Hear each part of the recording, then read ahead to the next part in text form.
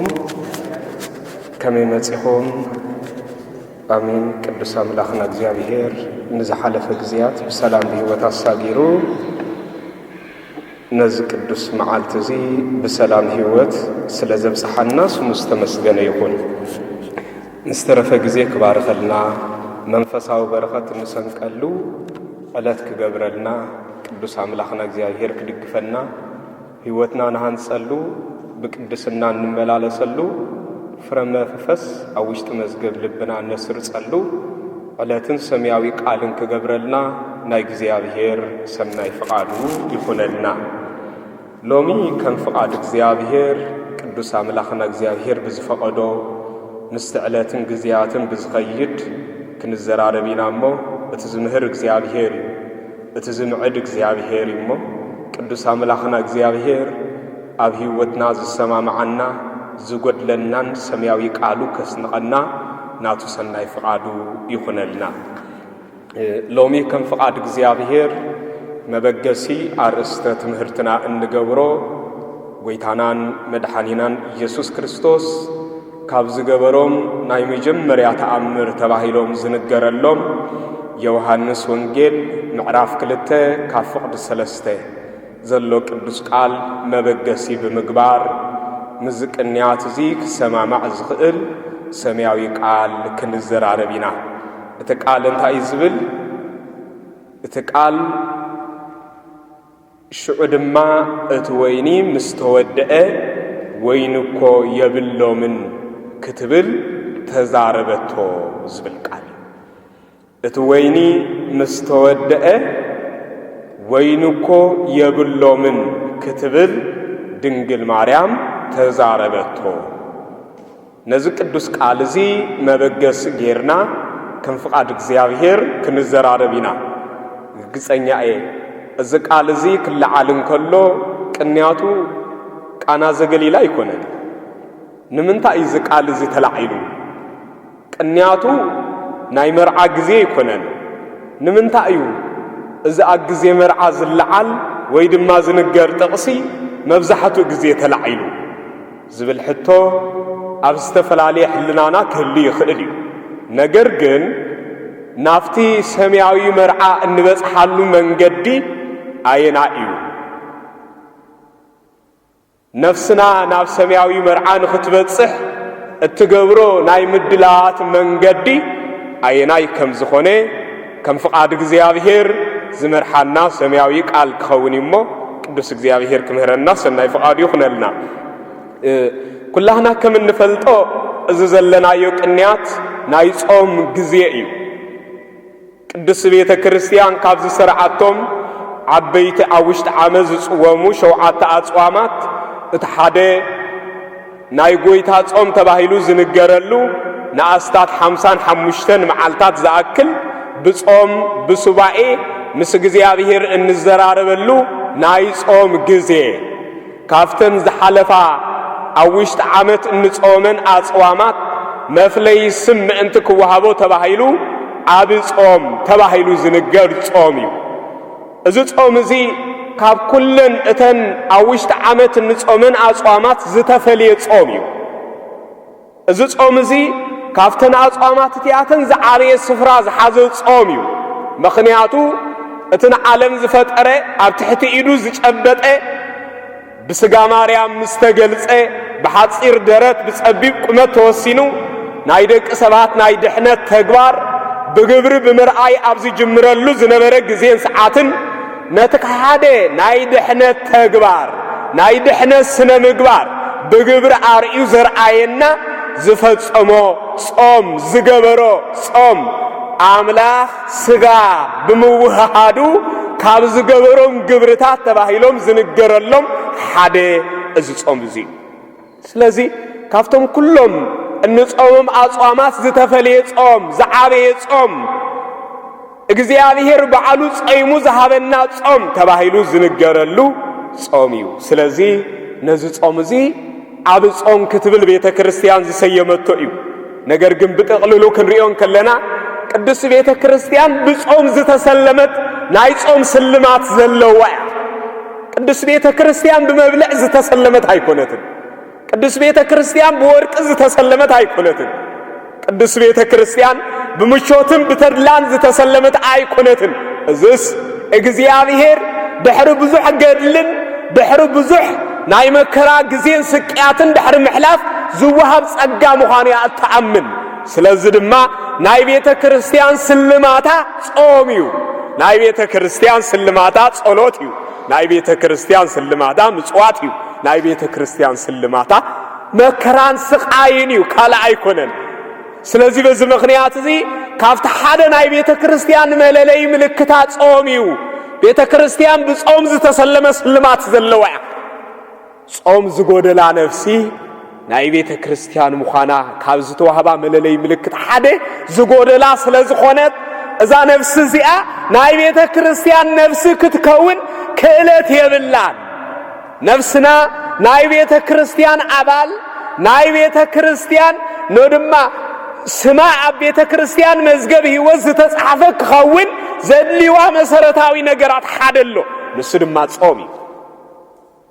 ስለዚህ በዚህ ምክንያት እዚ ካብቲ ሓደ ናይ ቤተ ክርስቲያን ስልማት ተባሂሉ ዝተጸውዐ ጾም እዩ ንቤተ ክርስቲያን ስልማታ ከነናዲ መልክዓ ከነናዲ ጽባቃ ክንርኢ ኣብ ዝመጸናሉ ግዜ ቤተ ክርስቲያን እንጽብቀሉ መልክዕና እንንጠልጥሎ ጌጽና ሱመኒያት ብለና ጾም እዩ ያትብለና በመብልዕ በጽጋብ ዝርከብ አይኮነን በጾም ዝርከብ እዩ በጾም ዝርከብ ሓጎስ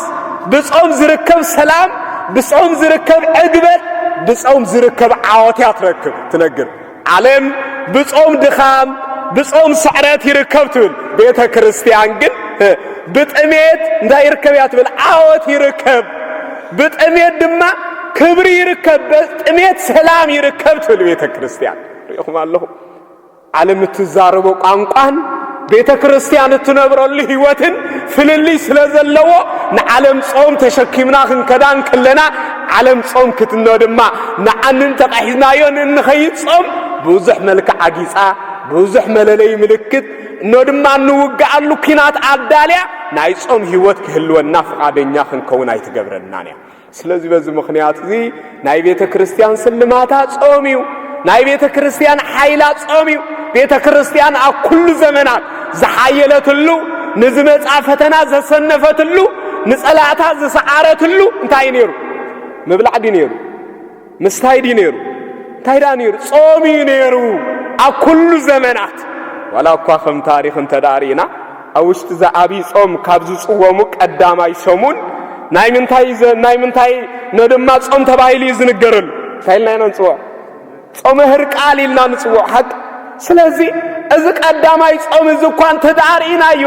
ካብቲ ዝደንቕ ሎሚ ነድማ ብዘለዎን ስልጡናት ወታደራት ብዘለዎም እንሆ ድማ ትምህርትን ጥበብን ብዘለዎም ገንዘብ ዝምክሑ ነገስታት ነድማ ነገር ግን ልዕልዮም ዝብርትዕ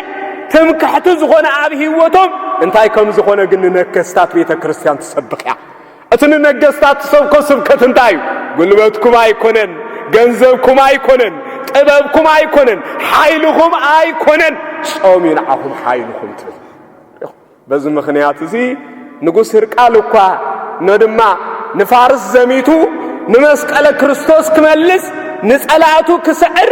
ንናይ ፋርስ ንጉስ ከንበርክኽ ሓይሉ ዝነበረ ወታደር ኣይኮነን ነይሩ ሓይሉ ዝነበረ ነድማ ወታደራቱ ብግቡዕ ዕጥቂ ምዕጣቕ ኣይኮነን ነይሩ ሓይሉ ዝነበረ ጾም ነይሩ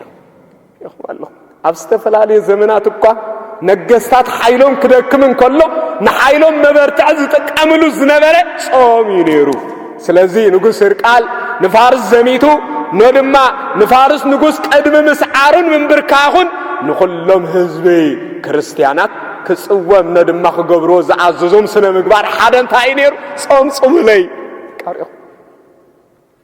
ስለዚህ ጾም ኣብ ኩሉ ነገር ንቤተ ክርስቲያን ኃይላ እዩ ጾም ኣብ ኩሉ ነገር ንቤተ ክርስቲያን ካብ ፈተና እትሰግረሉ መፍትሄ እዩ ጾም ኣብ ኩሉ ነገር ንቤተ ክርስቲያን ንዝጻረራ ናይ ቤተ ክርስቲያን ናይቲ ጸላይ መንፈስ እተድክመሉ እትስዕረሉ እተባረረሉ ኃይላ ጾም እዩ ካብዚ ህይወት እዚ ዝጎደለት ነፍሲ ካብዚ ህይወት እዚ ዝርሓቐት ነፍሲ بتتصلعي كتملغ سلة جمر كل فتوتات كجزء يجمر ناي كل فتوتات من ناريا ناي كل فتوتات من ناقشة كتكون سلة جمر دمع نزا نفس زياء زي ملكا نجر يلن كل فتوتات عالمي جزء كل فتوتات سقاي ملكا بكل نجر زتجزء تخون قدسنا خسرح حايل زي بالله دخنت نفس تخون نفسنا نقدسنا خسرح منفساوي جبرخ تعي حايل كتركب انت خوينا اتحاد حايلا صوميو سلازي صوما كل درجة انت دارينا يو بدرجة بيت كريستيان زعبي كبر زوهبو بيت كريستيان ناي صوم تقمم امنا هزبا من انت كم زردع كتقبر ابستفل عليك زياد اتمهرلو اتنقرلو ترح زي كونس بأواج اتسبكلو حادي سبكتا ملوكوتاوي تمهرتا انت اين تدعى تبايلو صوم ابيت كريستيان قليل سفران بوتان زوهبو سلازي يكوني ندما كافتي سرع تقبر اقلقلوتا حادي ابشو عاتك جزيات مقيلة اب عمد كاب زلاوة معالتات وكوا اتزبزح معالتات لعلك للتميتن عسرتن معالتات زاكل بصوم زتتصمدنا يمؤمنان هيوت كم زهلو كهلو سلت دلي از جزيات از سريعات الماء كساب كندي نصوم كم تفكر بيت كريستيان صوم نمؤمنان اب هيوت كساب كندي اقداسو مخانو سلازي تردد اب عمد زنبرلو زبزح معالتات صوم ناي صوم غزي ناي صلوت غزي ناي مصوات غزي زخونلو غزي من تكون كتجلص تزبزح غزي ناي صوم غزي خون كم زلو سريعته سلازي بيت كريستيان باواج اتنغرلهم كافت زغرمن تزدنقن بيت كريستيان باواج اتنغرلهم نغرات ازيم وسنات يوم كافتهم باواج زنغرلهم حدا دما ايناي بيت كريستيان باواج كسبكلو بيت كريستيان غزي سريع باواج نمئمنا بحبرت غيرا بحدا لبي بحدا قال كامنغو اتوم ناي كريستوس مئمنان تباهيلهم زصوعو حدا كوا خي غودلي بحبرتن بحدنتن كوينوم كغبرو خابز غبا الى زسرعتو حدن تاين تدا تباهيلو صومي ابز صومزي حدن صوامن حدن وداسن حدن صواون حدن بلعن زخونل غزي يكونن بيت كريستيان كله بحبرت انت ياتبل صوم صومو ناي صوم غزي اتيو እንዳበለት አዋጃ ትነግረሉ كله بحبرت ዝጾመሉ እዚ ግዜ እዚ ካብዚ እተሓደ ይምባር ስለዚ ጾም ኣብስተፈላልየስ ቅዱሳት መጻሕፍት ብስተፈላልየ መለክዕን መምዘንን ዝተገልጸ እዩ በዓብዩ ግን ንኹሉ ክንሪኦ ግዜን ሰዓትን ዘይኣክል እኳ እንተኾነ ነገር ግን ከም ፍቃድ እግዚአብሔር ምስ ዘለና ኩነት መበገሲ ጌርና ንሎማዓንቲ ኣተኩርና እንዘራረበሉ ኣብ ዓብይ ጾም ዘተኮረ ኣርእስቲ መበገሲ ጌርና ኢና ዓብይ ጾም ከም ተቀድምና ዝገለጽናዮ ጎይታ ዝጾመ ጾም እዩ ነገር ግን ቃል በቃሉ ጎይታ ዝጾመ ጾም ኢልና መደምደምታ ጥራሕ እንገብረሉ ኣይኮናን ኣብ ሕልናና ኣብ ኣእምሮና ኣብ ህይወትና ከነልዕሎም ዝግባአና መሰረታውያን ዝኾኑ ሕቶታት እቶም ሕቶ ተመሊሶም ድማ በዕግበት ክንገብረሉ ዝግባአና መሰረታዊ ነገር ግን የድልየና እዩ ተሓደንታይ ንምንታይ ጎይታ ጸይሙ ንምንታይ ጸይሙ ጥራሕውን ኣይኮነን ኣበይ ኸጸይሙ ብኸመይ ከጸይሙ መዓስ ከጸይሙ ካብ ምንታይ ነገራት ከጸይሙ ዝብሉ ሕቶታት ምምላስ ምፍላጥ ንሓደ ምእመን መሰረታዊ ነገር እዞም ነገራት እዚኣቶም እንተዘይፈሊጥናዮም ነዞም ነገራት እዚኣቶም እንተደኣ ዘየስተውዒልናዮም ኣብ ኩሉ እንገብሮ ጾምና ዕውት ጾም ከይከውን ሽግር ይፈጥረልና ቤተ ክርስቲያን ጾም ስለምጻም ጥራሕ አይኮነትን ትነግር حقي እንዴ ከምቲ ዘይቅቡል ጾም ዘሎ ከምቲ ዘይቅቡል ጸሎት ዘሎ ከምቲ ዘይቅቡል ንስሐ ዘሎ ከም ዘይቅቡል ውን እንታይ አለይ ጾሙን አሎ ጸሎትና ዘይቅቡል ዝኾነሉ ግዜ ኣሎ ጾምና ዘይቅቡል ዝኾነሉ ግዜ ኣሎ ንስሐና ዘይቅቡል ዝኾነሉ ግዜ ኣሎ አግባቡ ስርዓቱ አፈጻጽሙ ብዝግባ እንተ ዘይተረዲእናዮ ሁሉ ነገር ዘይግቡእ ክኸውን ይጅምር አግባቡ ፈሊጥና ክንጥቀመሉ ዘይምኽዓልውን እትንጥቀመሉ ነገር ንዓናውን ክቀትለና ይኽእል እዩ ንአንጭዋ ክንቀትለሉ ዘምፃናዮ መርዚ አገባብ አጠቃቅሙ እንተ ዘይተጠቂምናሉ ቅድምታ ጸላኢት ቤትና ዘነበረት አንጭዋ ሙማታ ንዓና ዝቀትለናውን ክኸውን ይኽእል እዩ ስለዚህ ንጸላሰንያት ክንቀትለሉ ንጸላሰንያት ክንስዕረሉ ናብ ቅድስና ክንሰጋገረሉ ዝመደብናዮ ጾምውን ኣብ ህይወትና ንዓና ዝሃስን ዝጎድን በረኸት ዘይንረኽበሉ እንኮነልና ይኽእል ነዚኡ ነቢ እግዚአብሔር ኢሳይያስ አባጽዋማን አባጻዋና ጥንቃቄ ክንገብር እንታይ አማሊና ክንጸውም በኸመይ አገባብ ክንጸውም ከምዘለና ክገልጽ እንከሎ ጾምኩም እንታይ ይኹን ይሉ ጾምኩም ሐቀኛ ጾም ይኹን ጾምኩም ሐቀኛ ጾም ይኹን ስለዚህ እዚ ነገር እዚ መሰረታዊ አፍልጦ ምእንቲ ክህልወና ነዘና ቀድምና ዝበልናየ ናይ ጎይታ ሕቶ መልስ ክንረኽበለን አገዳሲ እዩ ስለዚህ በሐፈሻ ነዚያትን ከም ፍቃድ እግዚአብሔር ከከም ዘሎ ደረጃኡ እንዳጠቀስናዮ ክንከይድ ክንፍትኒና በመጀመሪያ ግን ቀድሞ ሁሉ አቀድመና እንሪኦ ጎይታ ዝጾመሉ 40 መዓልታት 40 መዓልት ጎይታ ክጾምን ከሎ نخندي معالتاتي قويتا تصيمو زبل حتو ጾም بمدب زغبريو بزي مدب زغبر አይኮነን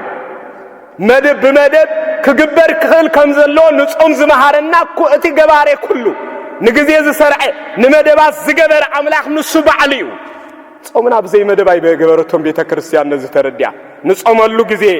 ስጋብ ጊዜ ክንደይ ክኸውን ከምዘሎ ንጾመሉ ሰዓት ክሳብ ክንደይ ሰዓት ክኸውን ከምዘሎ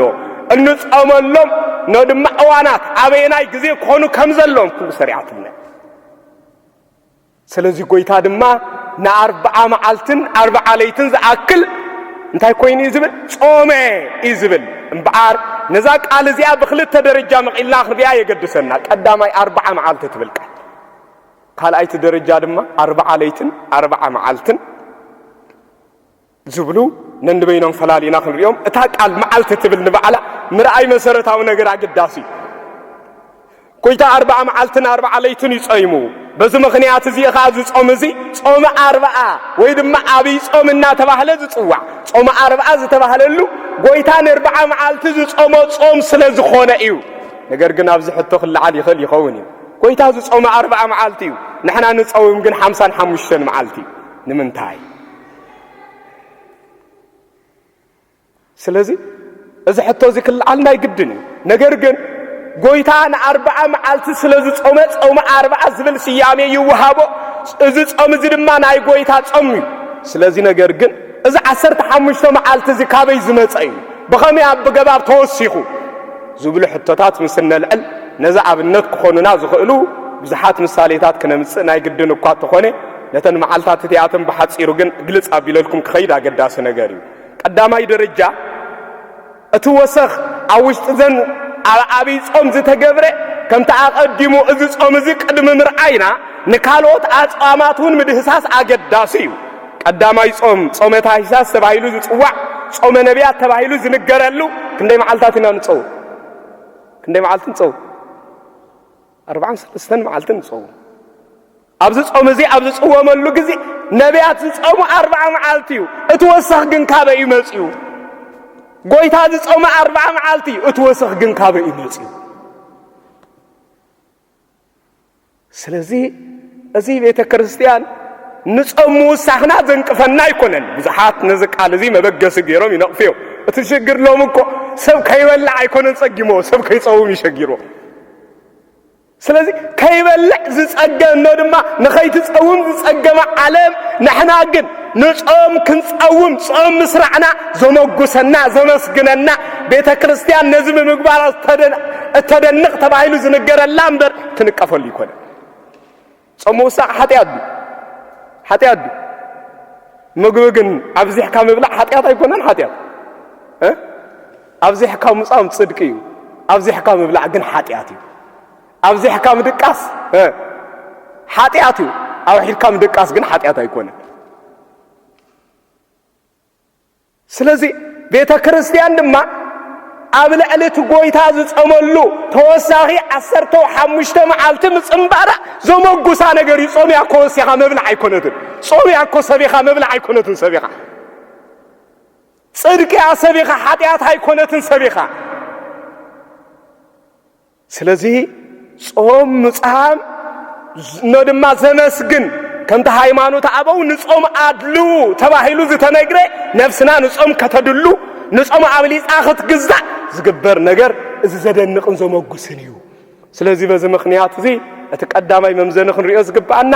ጾም ሙሳኽና ዘንቅፍ አይኮነን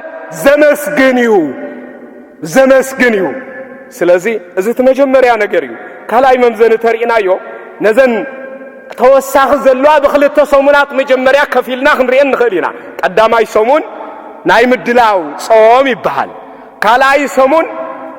حماماتو مكرؤ سقياتو ناي قويتا بمزكار قدوسان حواريات تاكيبهم نغر مسقلو نغر حماماتو نغر دحنوتون عالم زفصملا نتمرير سقيات بايوز تقبلو እና ዘከሩ ዝነብዕሉ ዝሐዘንሉ ዝጾምሉ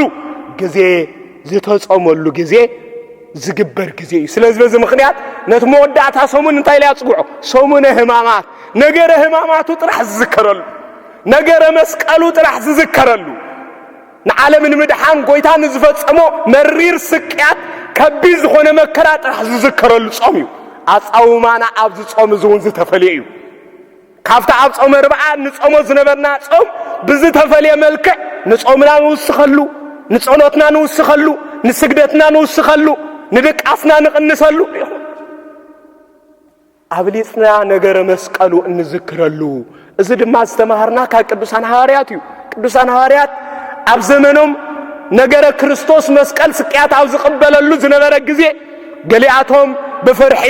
ገሊአቶም ድማ ብቃት ስለዘይነበሮም ነገረ መስቀሉ ክሪኡ ክሳተፉ ብቃት ረኺቦም አይነበሩ ኩሎም እንታይ ኮይኖም ነይሮም ኩሎም እንታይ ነይሮም فحيلهم تبتينهم نبرو سلازي نتام عالتي آكريو بزي مخالهم قويات سلازي نبرو نحنا نتام عالتي كنساتف أقوان تزي كعالنا نتام عالتي آنم الزكارقن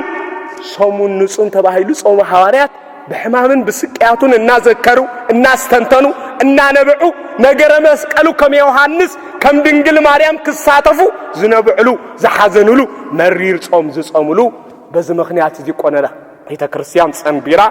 ነገረ መስቀሉ ናብትንሳኤ ቅድም ምብጻሕና ናብትናይ ዓወት ፋሲካ ቅድም ምብጻሕና መሪር ዝኾነ ነገረ መስቀሉ ተዘክሮ አብ ነፍስ ወከፍ ልብ ምእመናን ምእንቲ ክሕተም ብዘይ ጠፍእ ማሕተም ብዘይ ስረዝ ማሕተም ብዘይ ስረዝ ፍቕሪ ናብ እግዚአብሔር ተሰጋጊርና ናብት ምእንታና ክትብል ተበጀወልና አምላኽና ኢየሱስ ክርስቶስ በጽሕና ብዘይ ስረዝ ማሕተም ፍቕሪ ንልብና መሊእና ናኡ ምእንቲ እንበጽሕ በመሪር ጾምን በመሪር በኸቢድ ጾምን በኸቢድ ተዘክሮተ ሐዘንን ጌርና ናኡ እንሰጋገር እዚ ነዚ ተዘክሮ ተባሂሉ ዝግበረሉ እዩ ተቀዳማይ ድማ እዚ ታሪኽ ዝተፈጸመ ኣብ 614 ዓመተ ምህረት ፍላይ ንጉስ ወርቃል ካብ 554 ዓመተ ምህረት ስጋብ 614 ዓመተ ምህረት ከባቢ ዝነበረ ተባሂሉ ዝንገረሉ ናይ ሮማ ንጉስ ዝነበረ እዩ እዚ ታሪኽ ዝተፈጸመ ዓመበል መጀመርያ ሻውዓይ ክፍለ ዘመን ዝነበረሉ ግዜ እዩ ኣብዚ እዋን እዚ ናይ ኢየሱስ ክርስቶስ ነገረ መስቀል ድሕሪ ቅዱስ እሌኒ بعاب كبري كاب تقبير اللوزنبرة تصوير اللوزنبرة ناستات ثلاثة بيت عمز أكل كاجس مدري حقوز نبرة نجار مسكال بعاب كبري نبي تمذكر يورسالم عاتيو بعاب كبري مؤمنان كاب استفل عليه علم براكين لا تقبلوا لي نبر نبرة أبز كزيزون داعم حزيو عدنا أمز حزن فس عمين كفتنا لما تفتح عمل لجزينيو ناي فارس نجوس ني يورسالم زميتو نعيهود قتلوا عاوز نبرو كريستيانات عطفيو نتا عاوز نبر مسقل ماريخو نبي نافارس كم زورد جبرو اما العالم زنبرو كريستيانات اوياتهم كسمعوا مش جمروا اويات كريستيان دمص سمعي حادو نغس كن ترخيب نسدما منينير هرقال تباهيلو تصوا نغس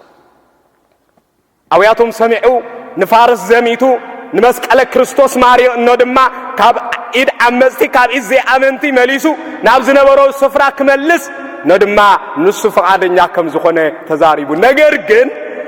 ነድማ ንጉስ ሕርቃል ሓንቲ ነገር ግን ኣብ ህይወቱ ዘፍረሓቶ ነገር ነይራ ንሳኻ አንተ ዳ ተባሂሉ ኣብ ቤተ መንግስት ዝተቀመጠ ንጉስ ኮይኑ ነድማ ንብዙሓት ዘመሓድር እዚ ነገር እዚ ፈርሖ ተባሂሉ ክንገር እንከሎ ኣዝዩ ዝደንቕ ሎሚ ነገስታት ከምዛ ዓይነት ዝፈርሑ እንተ ዝኾነልና ከመይ ደስ ዝብል ምኾነ ዓለም ሰላም ሰፈና ነይሩ ስለዚህ ካብ ደም ዝጭቃው ህይወት ነፃ ዝኾኑ ነገስታት ዓለም ዝመልኡ አንተ ዝኸውን ነይሩ ሎሚ ዓለም ፍቅርን ሓድነትን ዝመልአት ምኾነት ነይራ ስለዚህ ንጉስ ሕርቃል እንታይ ኢሉ ሻ ግዜ ሃዋርያት ኢሉ ኣብ ሲኖዶሶም ክውስኑ እንከለው ሓደ ዝወሰንዎ ሕግ ኣሎ ንሱ ድማ እንታይ ዝብል እዩ ሓደ ሰብ ኢሉ ነፍሲ ዘጥፍአ እንተ ደኣ ኮይኑ ሙሉእ ስጋዕ ሙሉእ ህይወቱ ብንስሓ ይንበር ዝብል ውሳኔ ስለ ዘሎ ኣነ ንፋርስ ዘሚተ ክኖ ድማ ከይዋጋዕ እዚኣ ነገር እዚኣ ከይትኸብደኒ ኢልዎም ርኢ ነፍሲ ከቐትል ዝፈርሕ ንጉስ ነይሩ ስለዚህ ኖ ድማ ብድሕሪኡ ክርስቲያናት ብምልኦም ኣብዚ እዋን እዚ እንታይ ኢሎም ኖ ድማ ነቲ ንስኻ ክትፍፅሞ ዝግባእ ንስሓ ኩላህና ተማቒልና ክንጾመልካ ኢና ኢሎም ኩላህና ተማቒልና ክንጾም ኢና ስለዚህ ንስኻ ግን ንናይ መስቀለ ክርስቶስ ምለስ ሓይሊ ምእንቲ ክኾነካ ድማ ክንጾም ኢና ብድሕሪ እዚ ክርስቲያናት ሙሉእ ኣብ መላእ ዓለም ዘለው ናይ ሓደ ሰሙን ሱባኤ ሓዙ ብጾም ድማ ተጾምዱ ጾሞም ድማ ድሕሪ ጾሞም ድማ ንጉስ ሕርቃል ንፋርስ ዘመተ ንመስቀለ ክርስቶስ ማሪኹ ድማ ብዓብ ክብሪ ናብ እቲ ዝነበሮ ናይ ቀደም ስፍርኡ መለሰ ኣብዚ እዋን ዝነበሩ ክርስቲያናት እዮም እምበዓል እዚ ዝተፈጸመ ተኣምር እቶም ድሒሮም ዝመፁ ክርስቲያናት ክርስዑ ዘይግባእ ነገር ስለ ዝኾነ ብቆኖና ቤተ ክርስቲያን ምሰየናይ ጾም ይጸንበር ምሰየናይ ጾም ይወሰኽ ዝብል ሕጊ ስለ ዝተሰርዐ እዚ ምስናይ ጎይታ ናይ ክርስቶስ መስቀል ንምምላስ ዝተጾመ ጾም ስለ ዝኾነ ምስናይ ጎይታ ጾም ክጽወም ይግባእ ተባሂሉ ብቆኖና ቤተ ክርስቲያን ተወሲኑ በዚ ምኽንያት እዚ ነድማ ጾም ርብዓ ቅድሚ ምእታው ዘሎ ሰሙን ናይ ምድላው ጾም ናፍታ ዓብ ውግእ ቅድሚ ምእታውና እንዳለወሉ ጾም ይበሃል ዓብ ውግእ ኣይናይ ናይ ጎይታ ጾም እዩ ምኽንያቱ ጾም ርብዓ ንጸላእ ሰንያት ውግእ እንገጥመሉ ዓብ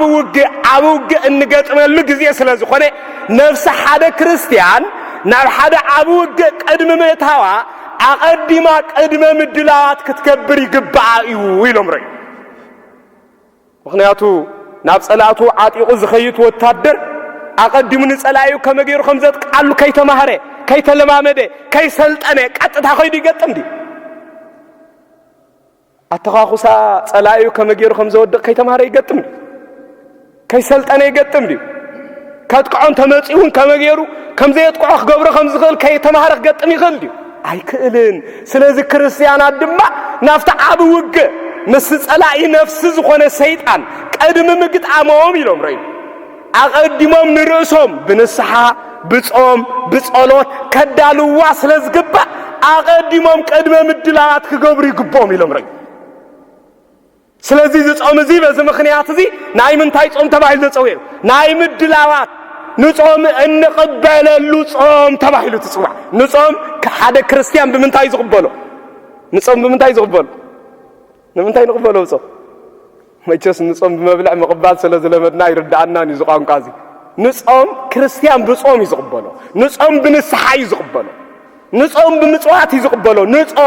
ንጾም ዘድልይዎ ዘበሉ መንፈሳዊ ነገራት ፕሮግራም ብምስራዕ እዩ ዝቕበሎ በዚ ምኽንያት እዚ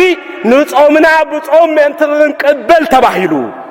ዓወት ዝተረኽበሉ ሰይጣን ዝተሳዕረሉ ሓያል ንጉስ ዝተረግጸሉ ጾም ስለ ዝነበረ ሎሙን እቲ ሓያል ተጻራሪ ነፍስና ዝኾነ ሰይጣን እንስዕረሉ ጾም ምእንቲ ክኾነልና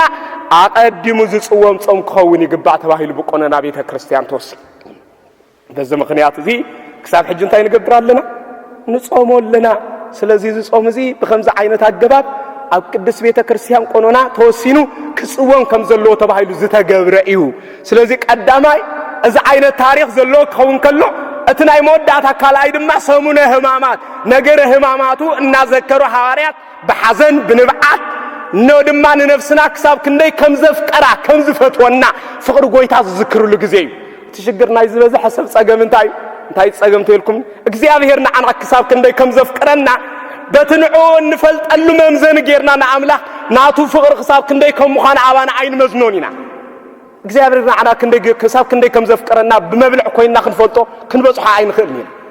بمستو كوينا كنبصح كنفلط عين خلنينا اب صوم كوينا ግን እግዚአብሔር حساب كندي كم زفقرنا اتزي ودا فقرو نسو عب لبنا محتم كم زحتم كنغبرو نخلينا ስለዚህ ናፍጹም ዝኾነ ፍቅር እግዚአብሔር ንምዝኽኻት ፍቅር እግዚአብሔር ንዓና ክሳብ ክንደይ ኣብ መስቀል ክሳዕሙማት ከምዝ ተበጀወልና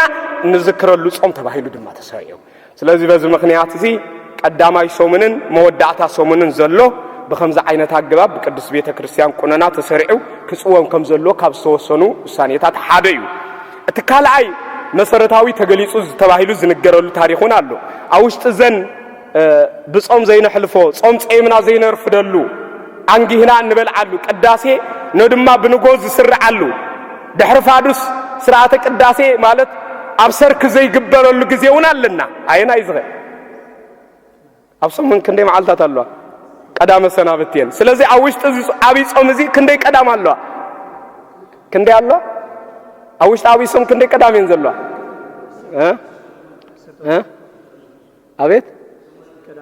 አውሽጥ ቀዳም ክንዴ አለዋ ክንዴ ሰንበት አለዋ ሸውዓተ ሰንበት ሸሞንተ ቀዳም መስን ጅምሮ ንስድምሮ ክንዴ ይኸው አብዘን ጊዜ ዚን ክርስቲያናት ካብ መብልዕ ከይተኸል ነው ድማ ካብ ጥላት ምግብ እኮ ይከልከሉም በር ንርእሶም ብጾም አድኪሞም ዘይጾምለን መዓልታት ስለዝኾኑ በዚ ምኽንያት እዚ ቅዱስ ቤተ ክርስቲያን እንታይ ገይራቱ ነዘን መዓልታት እዚአተን መተካእታ ተባሂሉ 55 መዓልታት ከም ጽወም ተገይሩ እዚአተን ተቀኒስና ንበዓል ክንደይ ዝመጽ ክንደይ መጽ 40 ስለዚህ ናይ ቅዱስ ቤተ ክርስቲያን በዛ አይነት አገባብ እዚ እዚ ጾም እዚ ዝተሰርዐዩ እቲ 40 መዓልቲ ተባሂሉ ዝተጸውዐኻ ጎይታ ዝጾሞ ጾም እዩ ጎይታ አብነ ድማ አገዳመ ቆሮንጦስ 40 መዓልትን 40 ለይትን ከም ዝጾመ ግን ተገሊጽ እዩ ስለዚህ ከም ፍቃድ እግዚአብሔር እዚ እቲ መጀመሪያ አጉዳይ ናይተና 15 መዓልቲ بحصر زله ملكيو كنገልጾ ዝግባና ታሪክ بفላይ እዛ ናይ መጀመሪያ ናይ መወዳእታ ጾምን ለዕሉ ሁሉ ኣብ ሕልናና ኣብ ግምት ከነእትወሉ ዝግባና መሰረታዊ ነገር ክኸውን ይግባ ናይ ምድላው ጾም ክርስቲያን በኸመይ አገባብ ንነፍሱ ንገድሊ በኸመይ አገባብ ንነፍሱ ንመንፈሳዊ ተጋድሎ ከም ዘዳልዋ ክንፈልጥ ይግባና ትሽግር ሎምን አይዝበዝ حسب ተዳሪኹም ድሮ ጾም ብምንታይ ንጾም ዝቅበሎ ምንታይ ይቅበሎ فرق ليتك ساعة زاكل داخل تقبر ساعتي أخلتن نداولك دارك دستن دحنكوكا تسمن داوسكا رجعون داسنكا بقى تصون زول عيلن نداتبالك كبدهم ساعة تكوس نسومن زقن يوم قبعت بالا بعفهم تزيول عقب أكبدهم زقني سبات عنده كمان سلذي صوم جن بمبل عيكوننا نقبله صوم بمنتعي صوم بنسحينا نقبله صوم بصومنا نقبله نرسنا قدم مدلا بمنفساوي ነገር بمግባር ንጾም ቀድም መእታው አቀድምና በዛዕባ ጾም በመحساب ንጾም ዘልዩና ነገራት ምድላት በመግባር አግዜ ጾም እንታይ ያክገብር ዘለን መንፈሳዊ በረኸት ዝሰርሐሉ ስራ በኸመይ አገባብ ክሰርዕ ዘለን አግዜ ጾም ዘልዩና አይ ጸሎት መጻሕፍት አየኖት ዮ አግዜ ጾም ዘልዩኒ ነው ድማ ክጸድቀሎም ዝግባአኒ ናይ ምጽዋት አገባባት ከመይ ዝበሉ እዮም ተባሂሎም በብዙሕ መለክዕ ምድላት በመግባር ክንጾሞ ዝግባአና ጾም ስለዚህ በዚህ ምክንያት እዚ ቤተ ክርስቲያን እዚ ላ ሰሪዓቶ ትርከብ እትርብዓ ጎይታ ዝጾሞ ጾም እዩ ንምንታይ 40 ጾይሙ ዝብል ሕቶ መስነልል በቅዱሳት መጻሕፍት መሰረት 40 ናይ ብዙሕ ነገር መግለጽ እዩ 40 ጎይታ ዝጾመሉ ቀንዲ ምክንያት ነይርዎ ቃል በቃሉ ግን እታ 40 ትብል ቁጽሪን ተዳ ተመልክትናያ ናይ ብዙሕ ነገር መግለጽ ከም ዝኾነት ካብ ታሪክ መጽሐፍ ቅዱስ ክንርዳ ይካለናይ አቀ ምክንያቱ ዮሐንስ ወንጌል ምዕራፍ 5 ዝተጻፈ ታሪክ እትን 38 ዓመት ዘአክል ተደኒሱ ዝነበረ ሰብአይ ንክንዴ ዓመታት ዘአክል ዝተደነሰ ይነሩ ን38 ዝጎደሎ ክንዴ ነረን ነተን ዝጎደሎ ክልተ ነገር ክምል ኢሉ ጎይታ ግናው መጽፈይ 40 ናይ ምልአት 40 ናይ ዓወት 40 ናይ ስዕረት ምሳሌ ኣብ ታሪክ መጽሐፍ ቅዱስ 40 ዝብል ቃል ኣብዚ ተፈላለየ ስፍራን ቦታን ተቀሚጡ ንረኽቦ እግዚአብሔር እኮ ንአዳምን ሔዋንን ምስፈጠሮም ህይወቶም ክትቅደስ ናይ መባረኺ ቁጽሪ ዝተጠቀመሎም ክንደይ ዝብል ቁጽሪ ነይሩ 42 ዝብል ነይሩ 42 ነፍስ ደቀ ሰባት ህይወት ክትረክብን ከላ ነፍስ ደቀ ሰባት ምስሞተት ምሕረት ምን ትግበረላን ዝግበር ቁጽሪ ክንደይ 40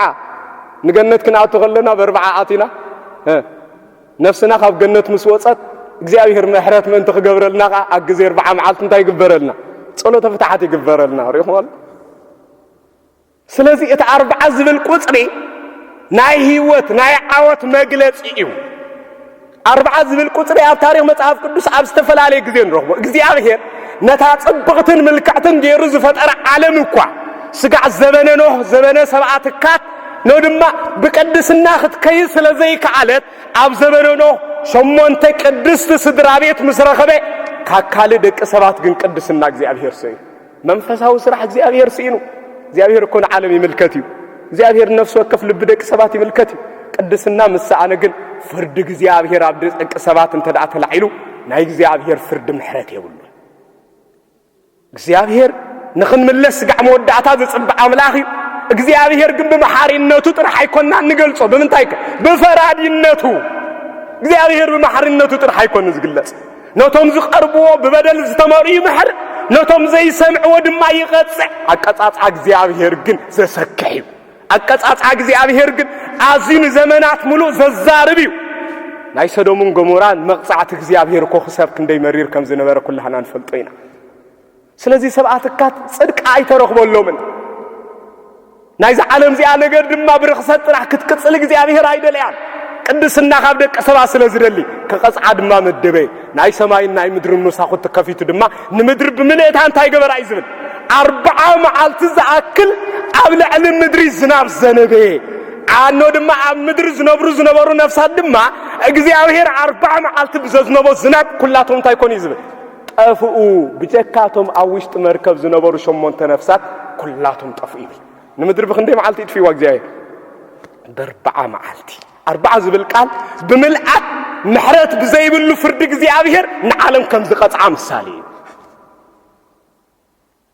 ስለዚህ 40 ዝብል ቃል ኣብ ምሕረት ይኹን ኣብ ቁጥዓ ብብዙሕ መለክዒ ኣብ ታሪኽ መጽሐፍ ቅዱስ ተገሊጹ ንረኽቦ ኢና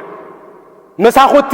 ናይታ ናይ ምሕረት ዝተገበረላ በቅድስና እግዚአብሔር ዝተመልአት ናይ ኖህ መርከብ እኮ ኣብ መበል 40 መዓልቲ ከም ዝተኸፍተ ኦሪት ዘፍጥረት ምዕራፍ 7 ይጠቅስ ፈዳ 22 ዘለካ ታይዝ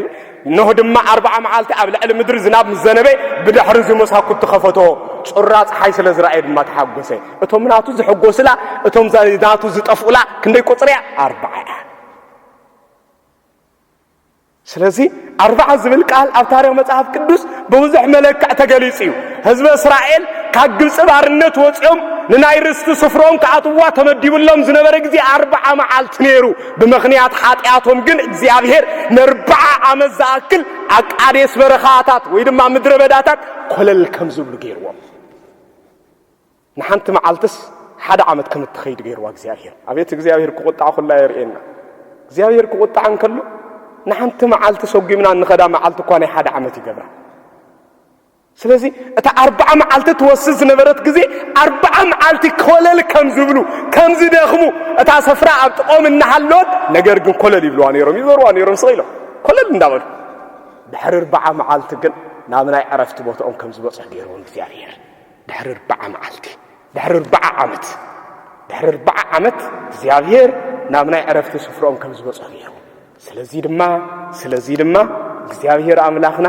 40 ዝብል ቋንቋ እስራኤላውያን ዘዕረፍሉ ነትመሪር ናይ ምድረ በዳ አሰቃቂ ዝነበረ ጉዕዞ መደምደምታ ዝረኸብሉ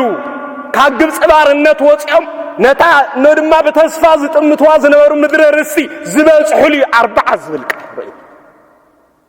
ስለዚህ 40 ናይ ዓወት 40 ናይ ቅድስና 40 ናይ ስዕረት መግለጽ ምዃኑ በብዙሕ መለክዕ ታሪኽ መጽሐፍ ቅዱስ ተገሊጹሉ ሊቀ ነቢያት ቅዱስ ሙሴ 40 መዓልትን 40 ለይትን ጾመ ይብል ኦሪት ዘጸአት ምዕራፍ 24 ዘሎ ታሪኽ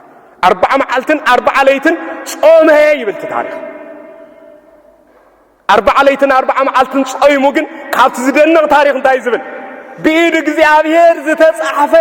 ዝተቀርጸ ጽላትን ሕግ እግዚአብሔር ዘለውን ታይኮይን ካብ እግዚአብሔር ተቀበሉ ገጹ ከም ፀሐይና በርህን ኣብ ህዝቡ ወረደ ይብላፍ ታሪኽ ረእዩ ሙሴ ኣብ 40 መዓልቲ ካብ እግዚአብሔር ምልአት ረኺቡ ካብ እግዚአብሔር ጸጋ ረኺቡ ካብ እግዚአብሔር ቅድስና ረኺቡ ካብ ህዝቡ ዝተፈለየ ሰብ ኮይኑ በ40 ዝብል ቃል ናይ ምልአት መግለጽ እዩ አቦና ቅዱስ ኤልያስ እቲ ክፉእ ዝነበረሉ ዘመን አክዓብ ዝነበረሉ ግዜ ካብ ግኖ ድማ ካፍቲ ክፉእ ዝነበረ ዘመን ምእንቲ ክስወርን ክድሕንን 40 መዓልቲ ካብ ህዝቡ ተሰዊሩ ኣብ ቀርሜሌዎስ ተባሂሉ ዝጽዋዕ እምባ ከም ዝጸንሐ ቀዳማይ መጽሐፈ ነገሥት ምዕራፍ 19 ዘሎ ታሪኹን ይገልጸልና እዩ ድሕሪ 40 መዓልቲ ግን ሰማይ መሳኹት ተኸፊቱ ዝናብ ክዘንብ ከም ዝገበረ ታሪኽ ተጠቅሱ ስለዚ 40 ነቢ እዝራ ሱቲኤል ን40 መዓልታት ዝኣክል ጸይሙ በመኽንያት ምርኮ በመኽንያት ባዕዳውያን ነገስታት ሃገሮም ረኺሳ ዝነበረት መጽሐፍቶም ካገጽ ምድሪ ጠፍዩ ዝነበረ ዳግም መሊሱ ክጽሕፍ ዝኸኣለ ኣቦ ነይሩ ድሕሪ 40 መዓልታት አቦና ቅዱስ ሕዝቅኤል እውን ን600 ዝኣኽሉ አስከሬን ተቀይሮም ዝነበሩ ነፍሳት ከተንስእ ኃይል ዝረኸበ 40 መዓልታት ዝኣክል ክጸውም ብምኽኣሉ ነይሩ በአር 40 እትብል ቃል ናይ ምልአት መግለጽ ምንባራ ካብ ታሪኽ መጽሐፍ ቅዱስ ከነንብባይ ካለናይ ጎይታውን ንባዕሉ ነድማ ናብ ቤተ መቅደስ ከይዱ ኣብ ሕቁፎ ስምዖን አረጋዊ ዝተቀመጠ ኣብ መበል ክንደይ መዓልቲ ነይሩ ኣብ መበል 40 መዓልቲ ከም ዝነበረ ሉቃስ ወንጌል ምዕራፍ 2 ፍቅደ 22 ዘሎ ቃል አቀምጥዎን አቦና አዳምን አዴና ሔዋንን በ40 ነድማ አዳም በ40 መዓልቱ ሔዋን በ2 40 ማለት ንገነት ዝኣወተውሉ ናይ ዕረፍት ቦታ ዝኣተውሉ ብእግዚአብሔር ዝተቀደስሉ ውሉድ እግዚአብሔር ክኾኑ ዝበቕሉ እዩ 40 ዝብል ቋንቋ መግለጺ ንረኽበሉን ካብ ታሪኽ ገዳማት ኤርትራ ወንተርኢና ጻድቕ አቦና አቡነ ፊልጶስ ዘደብረ ቢዘን 40 መዓልቲ ዝኣክል ብምጻሞም ድሕሪ 40 መዓልቲ ካብ እግዚአብሔር አምላኽና ኢየሱስ ክርስቶስ ተገሊጹ ክብሪ ከም ዝሃቦም ጸጋ ከም ዝሃቦም ጥሜቶም አጥፊኡ መንፈሳዊ በረኸትን ጸጋን ከም ዝሃቦም ናብ ዓብ ገድሊ ከም ዘሰጋገሮም መጽሐፈ ገድሎም ይጠቅስ ስለዚህ 40 ዝብል ቃል 40 ዝብል ቁጽሪ ናይ ምልአት ናይ ፍጽምና ምሳሌ እዩ ስለዚህ እዚ እምባር ኣብ 40 ዝብል ብዙሕ ክንገልጽ ይካል ነይሩ ንምንታይ ግን 40 ጎይታ ጸይቡ 40 ዝጾመሉ ናይ ጎይታ ቀንዲ ምኽንያት 40 ንምንታይ ጎይታ ጸይቡ 35 ክጾም ኣይክእልን ነይሩ ድዩ 20 ክጾም ኣይክእልን ነይሩ ድዩ ከም ዳንኤል 2 ሱባኤ ክጾም ኣይክእልን ነይሩ ድዩ ንምንታይ 40 መዓልቲ ጸይሙ ቀዳሞት ዓበይቲ ተባሂሎም ዝጽውዑ ነቢያት ከም በዓል ሙሴ ከም በዓል ኤልያስ ከም በዓል እዝራ ሱቲኤል ኣብ እስራኤላውያን ክንደይ መዓልታት ይጾሙ ከም ዝነበሩ እቲ ታሪኽ ተጠቂሱ 40 መዓልቲ ይጾሙ ስለ ዝነበሩ ተሕቲሉ እንተዝኸውን ከም ሙሴ ኣይበቃዕኻ ንበልዎ ኣይሁድ ምኽንያት ደለይቲ ሙሴ 40 መዓልቲ ጸይሙ ሕጊ ሂብና ከመ ጌርካ ንስኻ ሕጊ ትነግረና ንበሎ ሓድሽ ሕጊ ከመ ጌርካ ትሰርዓልና ንበሎ اتقدما يحقي نصلايخا صلا يبل كم زنبر انا ግን صلاتكم افكروا بلكم الله اي مبلن ጎይታ ከም ሙሴ ተዘይጸው መخصصو ነይሮም አይ ላዕሊሉን ተጸውም ነይሩ ድማ ንስኻ ዝተፈለኻይኻ ኣብ ሕግና ላዕሊ 40 ዝጾመ ነቢ አይብልናን ብበልዎ ነይሮም ጎይታ ግን ልቦም ስለዝፈለጠ ከም ተቀዳሞት ነቢያት ዝገበርዎ ን40 መዓልትን 40 ተንጾመ በቃ ንሙሴ መሲሉ ንኤልያስ መሲሉ ንዕዝራ ሱቲኤል መሲሉ መጽኦም ረይ ሙሴ ከም ነቢያቶም ሕግ ፈጻሚ ከም ቶም ዝምክሕሎም ነቢያት ገባሪ ከም ዝኾነ መጽኦም ሕጅ ሕግን ተሰርዓስ ምን ይቃወም ሕጅ ብዛዕባ ሕግን ተሰበኸ ብዛዕባ ሕግን ተገሰጸስ ምን ይቃወም ስለዚህ ወይታ ነዚ ምሳሌ ክገብር 40 ለይትን 40 መዓልት ጸይሙ አይሁድ በዚ ምኽንያት እዚ ምኽንያት ሲኢኖምሉ ምኽንያት አይረኸብሉን ኮቅሱ አይካሉን መጻሕፍት ሕግ ገንጽሎም ናይ ሕግ ፍልጠት እምበር ናይ ህይወት ነድማ ንህይወት ብግብር ዘይፈልጥዋ ዝነበሩ ሕግ አፈስ ፈሪሳውያን ብፍልጠት ክኸስዎ ኢሎም ምስመጹ ንሱ ብፍልጠት ልዕልዮም ብግብር ድማ ዝቀደሞም ስለ ዝነበረ ዝኸስሉ ነገር ሲኢኖም ርእሶም አድኒኖም ይምለሱ ነበሩ እስከ ዓለም በከምዛ ዓይነት አገባብ ንመስክረላ ብግብር ኢንታ ዘይብልና ጎደሎ ዘይብልና ሕግ ክንዛረብ ዘጸብቀልና ሕግ ብምዝራብና ነድማ ዝወቅሰናን ዝኸሰናን ዘይብልና ግብርና ንዘረባና ዝምስክረልና ክንከውን እስኪ እሙናት ንኹን እስኪ እግዚአብሔር ዝይደል ስለዚህ ጎይታ በዚህ ምክንያት እዚ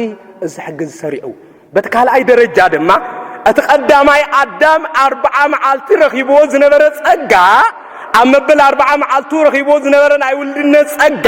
بمخنيات تتصاراري ጸلاعي تغفيفو سلا زنبرة نتنا 4 معالتي زرغبكا سعنكا زاهيبكا زنبركو ጸጋ ملعات زنبرو እንደገና ከቅድስ እንደገና ከመልስ እዚ መጻኹ ንኽብል 4 معالتي ጎይታ ጸይሙ ስለዚህ ናይ አዳም ውልድነት ፍጽምት ኮይና ናይ አዳም ውልድነት ምልዓት ረኺባ ስለዚህ እዚ ነይሩ ጎይታ 40 መዓልቲ ዝጾመሉ ካለ ምክንያት ነይሩ ወይ አዳም በ40 መዓልቱ ናብ ኤዶም ገነት መስዓተወ ብድሕሪ 40 መዓልቲ ዝተሰዓረሉ ሕጊ ዝተሰርዓሉ ሕጊ ነይሩ እንታይ ዝብል ካብ አዳም ኣብ ገነት ዘሎ የእዋምን አግራብን ፍረታቱን ኩሉ እንታይ ግበር ኢሎ ብላ ካብ ጸበለስ ግን ከይትበልዕ ኢሎ نزا حق صوم زيا آدم كخبرة سلزي كعلى تسعيرو سلزنبرة آدم قداميت حق صوم عوشت جنة توحيبو زنبرة بمغنيات حاتيات جنز سعنا نعاك قدس تخجبر فتصن تخجبر عوت التوحيد مخانك مسكر إيه زنس أخوي لقويدات سيمو ده سيب لنا بك 4 معالت سيمو نصومنا فتصم جيرو 4 معالت سيمو نصومنا قدس جيرو 4 معالت صيمو نصومنا عوت نرخبلو ابلع الشيطان ملك نرخبلو غيرنا لو صيمو الشيطان اي سعركم زبل سمنيو قدم كن موسى 4 معالت صيمو الشيطان كسعراي كاله الياس 4 معالت صيمو الشيطان كسعراي كاله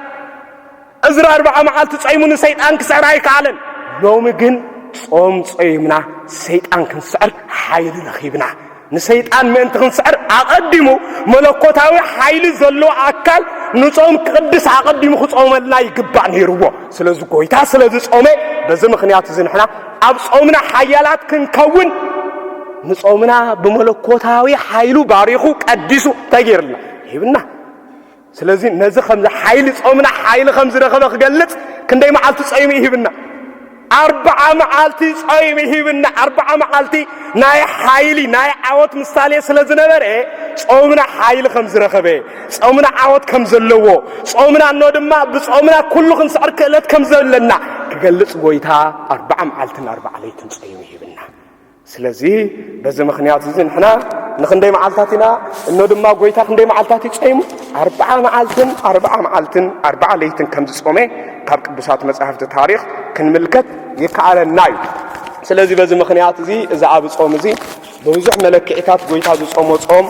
ከም ዝነበረ ጎይታ 40 ለይትን 40 መዓልትን ብምጻም ቀዲሱን ባሪኹን ከም ዝሃበና ካብዚ ታሪኽ እዚ ክንርኢ ይከኣለና እዩ ብተወሳኺ ናይ ጎይታ ዝደነቕ ካብ ናይ ጎይታ ጾም እንመሃሮም መሰረታውያን ዓበይቲ ትምህርታት ኣለውና ዞም ዓበይቲ ትምህርታት እዚኣቶም ከም ተቀድሙ ዝተባሃለ እዩ በኸመይ ንጾም መዓስ ንጾም አበይናይ ግዜ ንጾም ንምንታይ ንጾም ካብ ምንታይ ከንጾም ዝብሉ ነገራት ማንም ሰብ ካልእ መምህር አይድልዮን ማንም ሰብ ካብ ጎይታ ይማር ብዘይ ዝኾነ ይኹን ካልእ መምህር ናይ ጎይታ አጻውማ ጎዶሎ ዘይብሉ መምህር ይነሩ ኣብ ኩሉ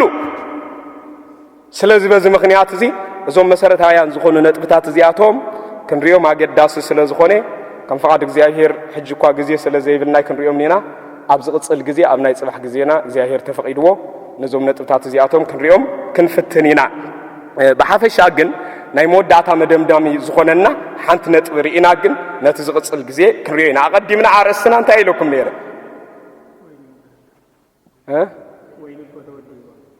እቱ ወይን ምስተወደአ ድማ ወይን እኮ የብሎምን እንታይ ላቶ ወይን እኮ የብሎምን በለቶ ይብል ነዛ ቃል እዚኣ አቀዲምና ክንትንክፍሞ ነቲ ዝቅጽል ንጽባሕ ግዜ ክንገድፎ ኢና እንታይ ማለት እዩ ወይን የብሉን ሎም መብዛሕትና ጸጋ እግዚአብሔር ክወሃበና ድንደል بمصامنا ካብ እግዚአብሔር ክንረኽቦ ዝግባአና ነገር ስለዘይረኽብና ህይወትና ሁሉ ግዜ ዶ ተግሮምሮ አነ ጸይሜ ስጋ 13 ጸውም አማዓልት ክልተ ግዜ ጸውም ነገር ግን ኣብ ህይወተይ በረኸት ብዙሕ ዝጎደለኒ ከምቲ ዝድለ ጸጋ ረክብ አይከኣልኩም ብዙሕ ግዜ ጸውም ንብል ስለዚህ ካብዛ ትምህርት እዚኣ ግን ሓደ ዓብ ትምህርት ክንዋሃር ኢና ጾም ዝህቦ ዓብ መንፈሳዊ ጥቕሚ እንታይ እዩ ካብ ጾም ሰባት ዘይፈልጥዎ ሰባት ዘየስተውዕልዎ ጾም ዝህቦ ጥቕሚ እንታይ እዩ ዘሎ እቲ ጥቕሚ ከም መዓስ ይዝርከብ ይትሕቶ ናብዛ ናይ መርዓ ገዛ እዚኣ ክንኣቱ ኣብዚ መርዓ እዚ ጎይታ ድንግል ማርያም መጽያ ምስለመነቶ እንታይ ኢላቶ እቲ ወይኒ ቅዱስ መጽሓፍ ክዛረብ ከሎ እንታይ ዝብል ምስ ተወደአ ድማ ይዝብረይ ምስ ተወደአ ድማ ወይኒ እኮ የብሎምን በለቶ ጎይታ ድማ ኣቲ ሰበይቲ ምሳኺ እንታይ ኣለኒ ግዜ ገና ኣይኣኸለን ኢልዋ ኣስተውዕሉ ሕጅብ ጾም ኢና ክንርኢ እዚ ትምህርቲ እዚ ኣብ ጾም ኢና ክንርኢ እግዚኣብሔር ንዓና ፀጉ ክገብረልና ከሎ እቲ ነፀጉ ዝገብረልና ግዜ ግዝኡ ዘይኣኽለሉ ሰዓት ከም ዘሎ ንፈልጥ ግዝኡ ዘይኣኽለሉ ግዜ ኣሎ መዓስ ንሕና ብጾም ክሳዕ ዘይደኸምና እግዚአብሔር ንሕና ሰብነትና ብጾም ደኺማ ቅድሚያ ንኹሉ ብጾም ዝተሰነፈት ነፍሲ ክትከውን እንተ ዘይክኢላ ካብ ኩሉ ፍትወታት እዚ ዓለም እዚኣ ካብ ኩሉ ኣተሓሳስባ እዚ ዓለም እዚኣ ነፃ ክትከውን እንተ ዘይክኢላ ናይ እግዚአብሔር ግዜ ኣባና ክገብሮ ዝግባእ ጸጋ እንታይ ኣይኮነ ግዜ ኣይኣኽለን ይብል እግዚአብሔር እዩ ግዜ ኣይኣኽለን ምክንያቱ ተወይኒ ተወደአን ሰብ ዝሰርሖ ወይኒ ኣይተወደአን ኣምላኽ ዝሰርሖ ወይኒ ዝበለጸ ወይኒ ዝጸበቐ ወይኒ ልቢ ደቂ ሰባት ዝሕጉስ ወይኒ ሰብ ዝሰርሖ ወይኒ ክሳዕ ዘይተወደአ ከመይ ኢሉ ክወሃብ ይኽእል እቲ ባዕልና ኣብ ህይወትና ዝሰራሕናዮ ኣተሓሳስባ ካባና ባሕጊግና ክሳዕ ዘየውፃናዮ ክሳዕ ዘየፅረናዮ ብምልኣት እቲ እግዚኣብሔር ንዓና ዝህበና ምቁር ዝኾነ ህይወት ኣባና ክመፅእ ኣይክእል ናይ መብዛሕትና ሽግር እቲ ምቁር ዝኾነ ህይወት ኣባና ከይመፅእ መሰረታዊ ሽግር እንታይ እንተደኣ ተባሂሉ እቲ ናይ ቀደም ወይንና ከይተወደአ ናይ እግዚአብሔር ወይኒ ስለንበልኪ ናይ ቀደም ወይንና ኣይተወደአን ኣይተፀንቀቐን ኣይተባሕጎገን ምክንያቱ ናይ እግዚአብሔር ጸጋ ክንደልን ከለና ንወይንና ንሓሓተሉ ከይኣለና ኢና ኣብ ታሕቲ እቲ ወይንስ እንታይ ወይኒ ክውዳእ ከሎስ ኣብ ታሕቲ እንታይ ዝተርፍ ዝግ ይብል ሓቀይ ዝግ ዝበለ ኣብ ታሕቲ እንታይ ኣሎ ሓሓተሉ ይተርፍ ስለዚ እቲ ሓተላ ክሳዕ ዘይከደ ህይወትና ቅድስና ከይትኸውን ሓተላ ዝኾና መንፈሳዊ ስራሕ ከይትኸውን ነድማ ሓተላ ዝኾና ነገር ካብ ህይወትና ተዓልዩ ክሳዕ ዘይከደ እግዚአብሔር ከመገይሩ ኣባና ስርሖ ክሰርሕ ሓግዝ ይጾም እግዚአብሔር ስርሖ ክሰርሕ እንድሕር ኮይኑ ኩሉ ክፉእ ዘበለ ነገራት ካባና ተባሕጊጉ ባዶ ክተርፍ ኣለዎ ንቅድም ትጋንእ ኣነ ኣምላኽ እግዚአብሔር ባዶ ንስኻ ምልኣኒ ኣምላኽ እግዚአብሔር ኣነ ገለ ነገር የብለይን ካብ ኣተሓሳስባ ስጋ ነፃ ከውፅእ ንርእሰይ መዲበ ባዶ ዘለኹም ምልኣኒ ኢልና ፍቓድ ንቅድም ክንህቦ ኣለና ባዶነትና ተኣሚና ጥራሕና ኮይና ኣብ ቅድሚ ምስ መፀና ንሱ ከም ብሓድሽ ይሰርሓና ንሱ ምሰርሓና ከዓ ልዕሊ ኩሉ ካብ ቅድም ህይወትና ዳሕረዋይ ህይወትና እንታይ ይኸውን ዝበለፀ ዝፀበቐ ንደቂ ሰባት ዘዛርብ ኣይራኹም እንዲኹም ኣብ ታሪክ ኣመንዝራታት ነይሮም ሰረቕቲ ነይሮም ቀተልቲ ነፍሲ ነይሮም ዓመፅቲ ነይሮም እዚኣቶም ደኣ ከምኡ ዶ ይነበሩን ከመይ ኢሉ ይሕውጅ ህይወቶም ተለዊጡ ጳጳሳት ኮይኖም ሊቃነ ጳጳሳት ኮይኖም ጸሓፍቲ ሊቃውንቲ ቤተ ክርስቲያን ኮይኖም ከመይ ኢሎም ጸጋ በፂሖሞ ተባሂሉ ዝተነግረሎም ኣብ ታሪክ ኣይፈለጥኩም እንዲኹም ከመይ ኢሎም በፂሖሞ ባዶነቶም ኣሚኖም ኣብ ቅድሚ እግዚአብሔር ስለ ዝቐረቡ ንሱ ባዕሉ ሰሪሕዎም ንሱ ባዕሉ ምስ ሰርሖም ድማ እግዚአብሔር ዝሰርሐ ህይወት ጎደሎ ይብላ እግዚአብሔር ዝሰርሐ ህይወት ነድማ ገለ እንታይ የብላን እሞ ምልእቲ ትኸውን ናይ ሰባት ሎሚ ሽግር ግን ናይ ሎሚ ሰባት ሽግር ግን ብኣተሓሳስባ ስጋ ኣብ ህይወትና ዝመልኣናዮ ዝሰርዕናዮ ኳልኩሌት ዝገበርናዮ ነገር ካብ ውሽጥና ከየውፃና እግዚአብሔር ክገብረልና እንደሊ እግዚአብሔር ባዶነትና ምስ ኣመንና ጥራሕ ዝሰርሕ እግዚአብሔር ንጽድቂ ምስ ጠመና ንጽድቂ ዝጠመና ሰባት ባዶ ኢና ካብ ጽድቂ ገለ ነገር የብልናን ህይወትና ካብ ጽድቂ ባዶ ኮይና ናይ ጽድቂ ነገር ክሰርሕ ኣይተኻላን ተወዲኡ ዋይ ኩሉ ነገር ስለዚ ጎይታ ይምልኣኒ ስርሓኒ ባዕልኻ ቀድሰኒ ዝጸበቐ ህይወት ሃበኒ ክንብሎ ምስ ጀመርና ሽዑ እግዚአብሔር ክሰርሓና ይጅምር ቅዱስ ኣምላኽና እግዚአብሔር ይስርሓና ዝጎደለ ብዝቕፅል ግዜ ክንቅፅሎ ኢና ስለዚ ጾምና ስጋዕ ምንታይ ይኹን ማለት እዩ بحق خمسة تسرع ساعات بمقصار زي كونسي بمن تايقون زي كونسي هيوتنا بتأميت بعده ساعات خو نصومه شو كم أجانة ናይ ቃና ዘገሊላ ንሱ ባዕሉ ብጽጋብ ክመልአና እዩ ማለት ሪሆም ኣለኹ ሎም ብዘይ ገድስ ዋላ ነፍስና እንተ ዘይጾመ ሰዓት እንተ ኣኺልኩም ክንበል ኣለና ኣግዜ ጾም ምጥማይ ኣግዜ ጾም ምጽማዕ ዝብል ሕቶ ኣይነለማምዶን ኢና ብጾም ዝርከብ በረኸት ከኣይጎድለና ቅዱስ እግዚአብሔር በረኸት ይብዝሓልና ወስብሐት ለእግዚአብሔር